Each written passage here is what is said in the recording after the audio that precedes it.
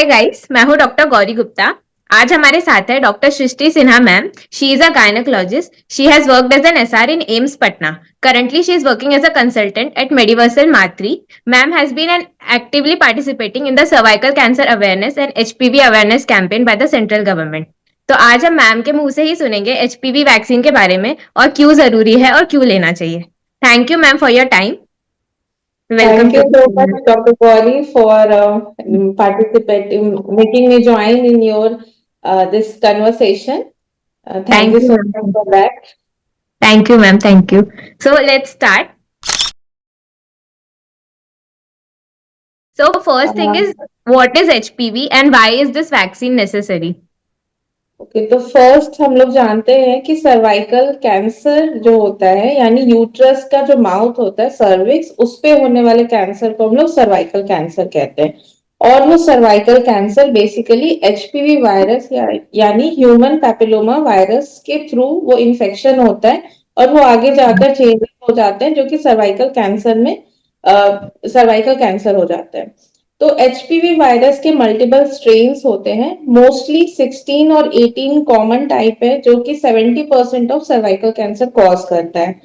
तो उसके अगेंस्ट, इस एचपीवी वायरस के अगेंस्ट एक वैक्सीन डेवलप की गई, जिसमें एंटीजेंस होते हैं जो कि बॉडी में जाकर एंटीबॉडी प्रोड्यूस करते हैं against HPV virus.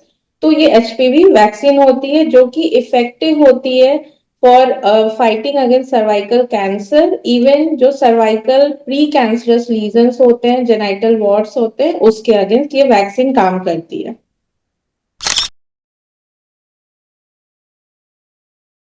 Okay. And कितनी परसेंट इफेक्टिव होती है अगर वैक्सीन ले रहे हैं तो? तो अगर डेटा की माने तो जो ट्रायल्स हुए थे उसमें अगर एचपीवी वैक्सीन के ट्रायल देखते हैं तो ये 100% इफेक्टिव है अगेंस्ट प्री कैंसरस लीजन्स, जो कि ओके। सर्विक्स में है, वेजाइना में, वल्वा में, एनल में, ओरोफेरिंजियल में। तो ऑलमोस्ट 100% इफिकेसी होती है against pre cancerous and genital warts के अगेंस्ट।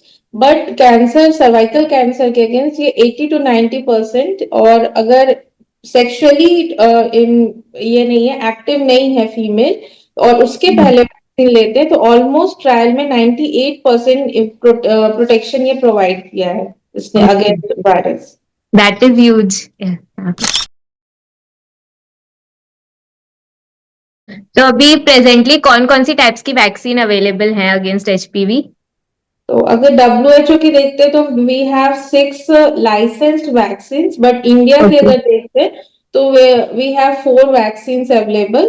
फर्स्ट जो 3 वैक्सीन हैं जो कि आई थी फॉरेन वैक्सीन है, और न्यूली लॉन्च जो है वो इंडिया में सर्वावैक है, जो कि इंडिया की लॉन्च की गई वैक्सीन है। तो 3 वैक्सीन जो फॉरेन है, दैट इज सर्वारिक्स, जो कि बाईवैलेंट वैक्सीन थी, है अभी भी, जो कि 2 स्ट्रेन मेनली 16-18 को कवर करती है। देन क्वाड्रीवैलेंट वैक्सीन आई, जो कि गार्डासिल 4 है, जो कि 4 स्ट्रेन ऑफ एचपीवी वायरस को कवर करती है। देन थर्ड वैक्सीन आई गार्डासिल 9, जो कि 9 स्ट्रेन ऑफ एचपीवी वैक्सीन को वायरस को कवर करती है। और रिसेंटली जो इंडिया में लॉन्च हुआ है, जो कि सेरम इंस्टीट्यूट ऑफ इंडिया ने लॉन्च किया था 24 जनवरी 2023 में, उसमें सर्वावैक है, जो कि क्वाड्रीवैलेंट है, जो मेनली 4 स्ट्रेन को टारगेट करती है, 16, 18, 6 एंड 11। ओके। एंड इसको लेने के बाद कोई साइड इफेक्ट्स इमीडिएटली ऐसे? जो बेसिकली सारे वैक्सीन्स होते हैं, जैसे वैक्सीन्स के रिएक्शंस होते हैं, pen at the site of injection में भी, थोड़ा रेडनेस हो सकता है, ईचिंग, और जहाँ पे इंजेक्शन वहां पे थोड़ा लम्प फॉर्मेशन, ये कॉमन साइड इफेक्ट्स हैं वैक्सीन के। मे बी फीवर हो सकता है। सीरियस साइड इफेक्ट्स रिपोर्टेड है तो वो वैक्सीन्स के फेंटिंग एंड सिंकोप अटैक, जो कि बहुत ही रेयर रिपोर्टेड है, बट हैपेंड हुआ है, ऐसा केस रिपोर्टिंग है। तो इसीलिए ओके। इसमें रिकमेंडेड है कि 15 मिनट्स आफ्टर वैक्सीनेशन हम लोग को मॉनिटरिंग करनी है पेशेंट की, जो ले रहे हैं वैक्सीन ले रहे हैं उनकी, और देन उनको फिर रिलीव करना है।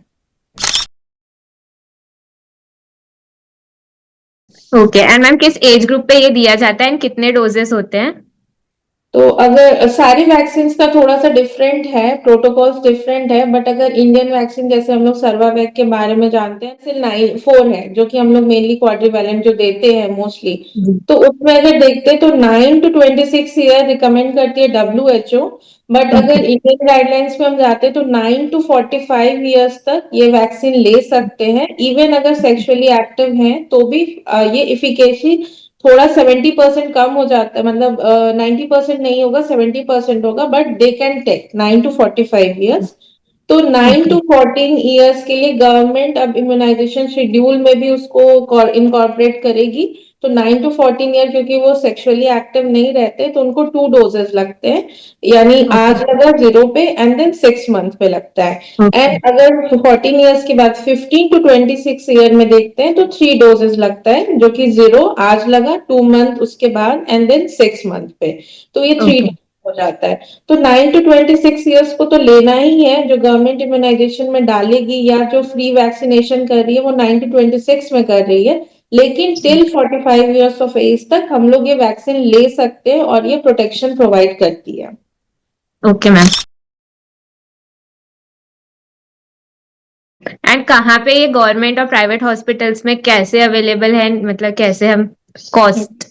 प्राइवेट हॉस्पिटल्स में अगर जाते हैं तो प्राइवेट्स में गार्डासिल 4, गार्डासिल 9 ये सारे अवेलेबल है। ऑलमोस्ट कॉस्ट अगर देखते हैं तो 4000 to 6000 पर वैक्सीन होता है। सर्वावैक जो अभी आया है, लॉन्च हुआ है, वो भी मार्केट में अभी आया है, but not easily available in private hospitals right now.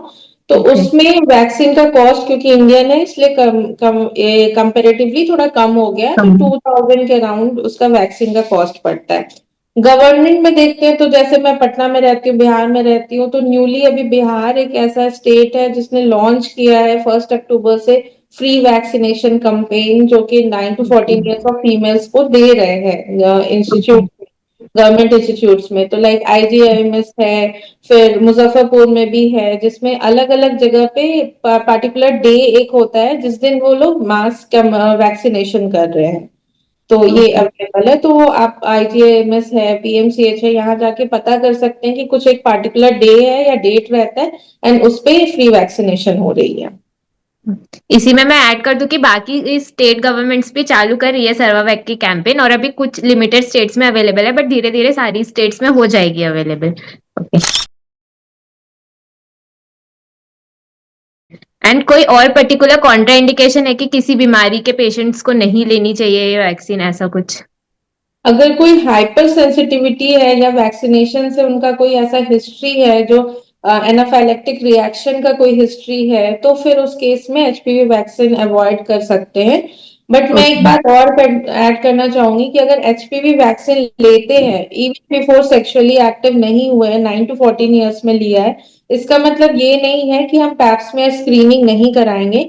Even after taking vaccination, pap smear screening from starting from the age of 30 years, आपको टिल जी। 65 ईयर्स तक 3 ईयरली पैप्समेयर स्क्रीनिंग भी करानी है। Because there is 10% chance of कि even after taking हाँ। Vaccination there is chances, so pap smear screening भी करानी है। Okay. Okay. Thank you ma'am, thank you so much for the information. Thank you. Thank you.